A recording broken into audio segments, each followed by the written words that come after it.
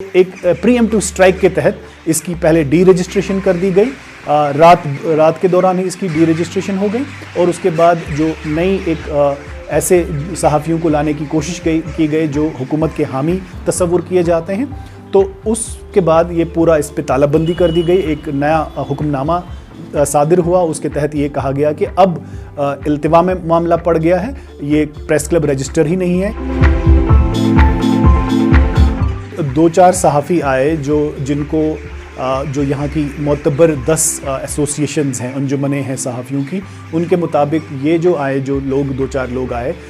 ये armed forces को लेके और जो रियासती पुलिस के दस्तों को लेकर साथ आए और उनके नज़र में ये सारे जो लोग आए थे ये प्रो गवर्नमेंट यानी हुकूमत के हामी सहाफ़ी थे, जो प्रेस क्लब के इंतखाबात, आज़ाद इंतखाबात के ज़रिए से जो बॉडी तश्कील दी गई थी उसको चैलेंज कर रहे थे। और इन्होंने फिर पुलिस के जो है ताकत के बलबूते पे यानी बंदूक की नोक पे उन्होंने प्रेस क्लब पे कब्ज़ा किया और जिसको यहाँ की सारी अंजुमनों ने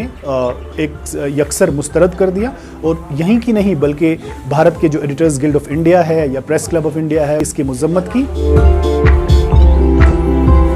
जो अगस्त 5 के जो वाक़यात हुए, जिस तरह से कवानीन तब्दील हुए और कश्मीर में जो तब्दीलियाँ रूनुमा हुई सियासी एतबार से, उसके बाद से जो तब्दीलियाँ रूनुमा हुई, तो पहले सबसे बड़ा चैलेंज वो ये था कि